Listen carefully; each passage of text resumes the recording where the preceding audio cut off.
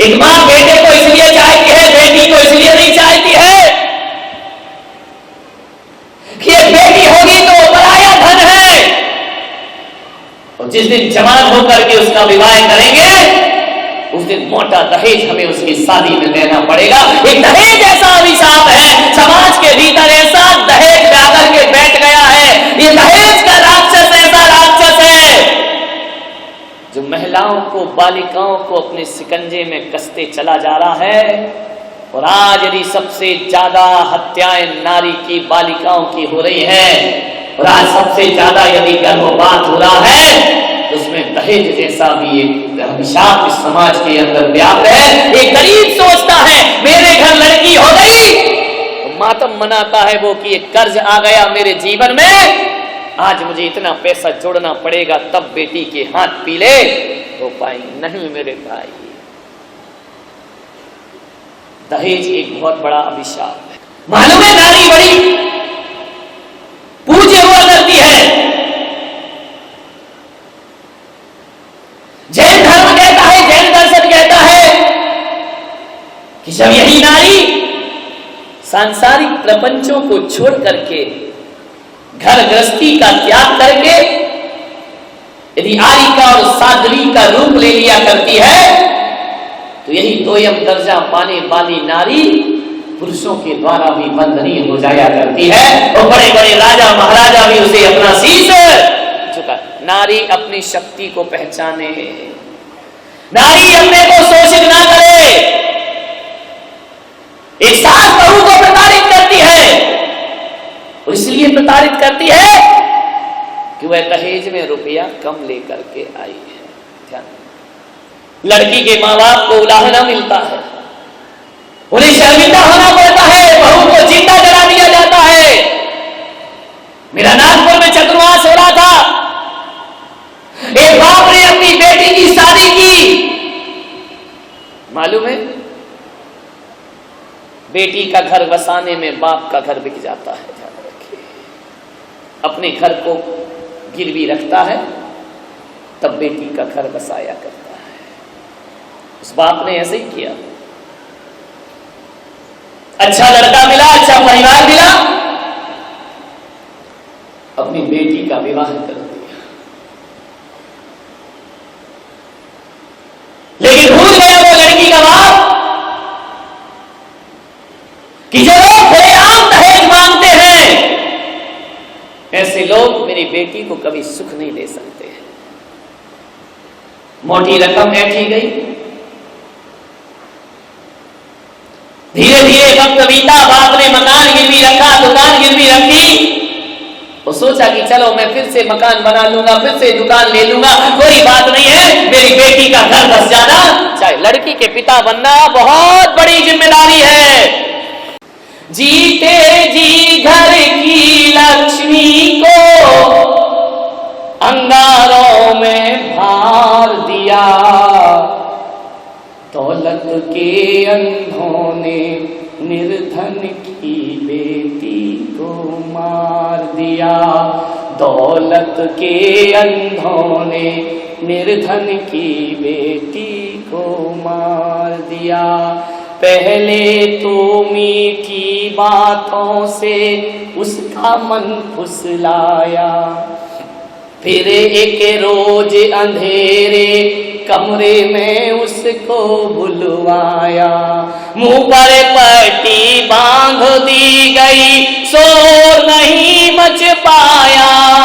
जल्दी ही दो हाथों में फिर एक शोला सुलगाया, और तड़पती अबला पर फिर तेल झमाझम झाड़ दिया।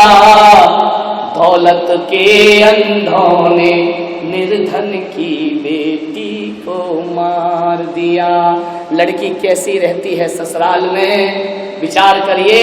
जीवन भर के लिए अरे जो दासी बनकर रहती है, जिसमें बहे सभी का मन जो उन लहरों में बहती है। तानों के तीखे बाणों को जो हंस हंस कर सहती है, चाहे दम घुट जाए मगर जो मुख से कुछ ना कहती है, तो मर्यादा की उस मूरत को ये कैसा अंजाम दिया।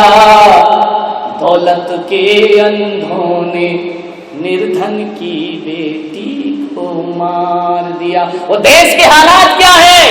बाहरे मेरे देश यहाँ पर सब संभव हो जाता है। रिश्वत का साबुन हत्या के धब्बे तक धो जाता है। बिका हुआ कानून कहीं पर आके मूंद सो जाता है। सुनवाई का नाटक कर प्रकरण फाइल हो जाता है। देखो नारी को दुनिया ने क्या अच्छा सम्मान दिया। दौलत के अंधों ने निर्धन की बेटी को मार दिया। जीते जी घर की लक्ष्मी को अंगारों में भार दिया। दौलत के अंधों ने निर्धन की बेटी को मार दिया। दौलत के अंधों ने निर्धन की बेटी को मार दिया। मान्यवर विचार करिएगा, सोचना है आपको। मैं लड़की के माता पिता से निवेदन करूंगा कि आपके पास पैसा है, आपके पास धन है, आपके पास रुपया है, अरे झूठी सानो सौगत में अपनी बेटी की शादी में करोड़ों रुपए बर्बाद मत करिए। ध्यान रखिए, आज आपके पास है, आज अपनी बेटी की शादी में करोड़ों रुपए दान करते हैं। किसी गरीब की बेटी तुम्हारे इस दिखावे के कारण एक दिन हत्या की बलिवेदी पर चढ़ जाया करती है। ध्यान रखिए, सादगी से शादी होना चाहिए। एक बात ध्यान रखिए, शास्त्रों में 4 दान बोले गए हैं। आहार दान बोला, औषधि दान बोला, अभय दान बोला है, और ज्ञान दान बोला है। एक दान और ग्रस्त का बनता है जिसे मैं कन्या दान कह करके बुलाया करता हूं। कन्या से बड़ा दान दुनिया में कोई नहीं होता है। ना जाने क्या परंपरा है इस देश की कि जो व्यक्ति करेंसी का दान करता है, अरे कागज के टुकड़ों का दान करो तो उसका सम्मान होता है। उसे माला पहनाई जाती है, उसे पगड़ी पहनाई जाती है। कागज का टुकड़ा दिया जाता है, उसके बड़े गुणगान किए जाते हैं। कागज के टुकड़ा दान करने वाले का इस देश में सम्मान होता है। वो जो बाप दिल का टुकड़ा दान करता है उसका मान क्यों होता है? अरे बेटी उसके दिल का टुकड़ा है, बेटी उसके जिगर का टुकड़ा है, अपने खून का दान करता है, फिर उसका सम्मान क्यों नहीं होता? नीति तो कहती है कि देने वाला बड़ा होता है और लेने वाला छोटा होता है, लेकिन ये कैसी परंपरा बना दी कि कन्या देने वाला छोटा होता है और लेने वाला बड़ा। ध्यान रखिए, तोड़िए परंपराएं, ये दकियानूसी रीति रिवाज, रस्म रिवाज। दिल का टुकड़ा देने के बाद भी वो छोटा बना रहता है, वह झिड़कियां सुनता है, वह ताने सुनता है लड़की का पिता।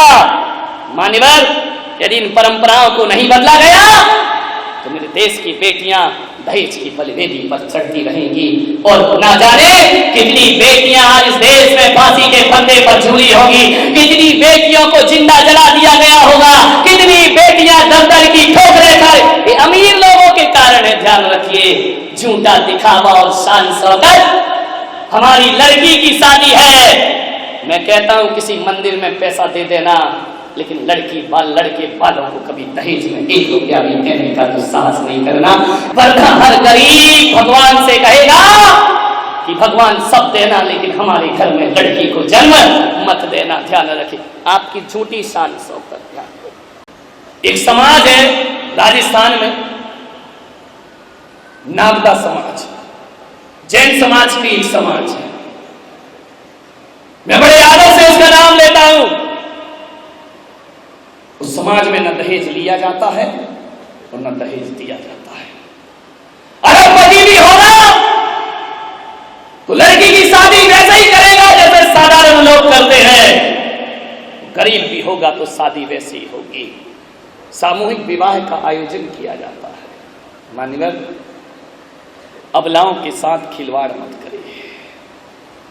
कन्यादान से बड़ा दुनिया में कोई दहेज नहीं हुआ करता है। कन्या से बड़ा कोई दान नहीं हुआ करता है।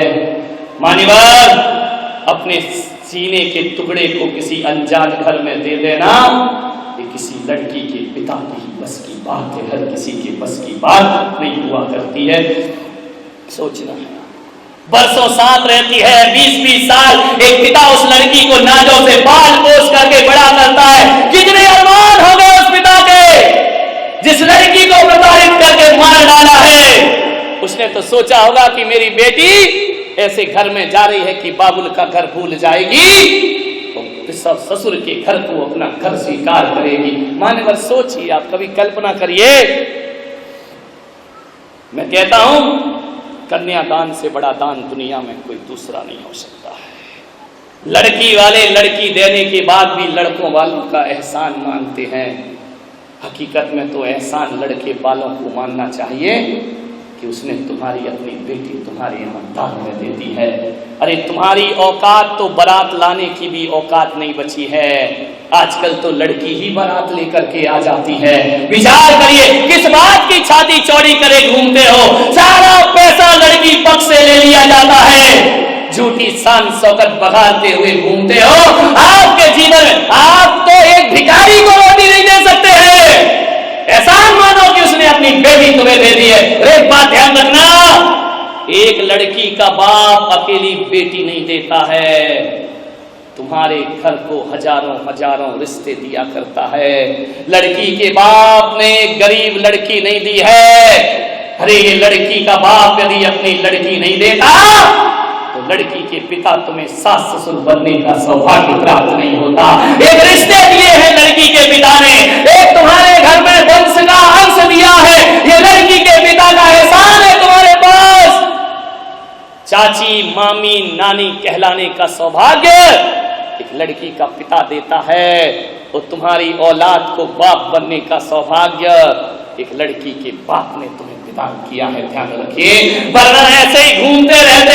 एक लड़की 1000 रिश्ते लेकर के आती है, तुम्हारे घर में लक्ष्मी बनकर आई है। जब शादी होकर बेटी आती है तो आरती उतारते हो और चंद रुपयों की खातिर उसे चिताओं में जला के खाक भी कर दिया करते हो। मान्यवर, बोल दुनिया के रसीले हो गए, अब ये क्यों अंदाज कटीले हो गए। एक गुर्दा बिक गया तो क्या हुआ, हाथ तो लड़की के पीले हो गए। अपने तन का गुर्दा बेच करके लड़की के हाथ पीले करना पड़ते हैं। लड़की के पिताओं से मैं कहूंगा, क्या करोगे ऐसे दामाद का जिसकी नजर तुम्हारी दौलत पर हो। ऐसे नपुंसक और निकम्मे दामादों से तुम्हें क्या मिलेगा।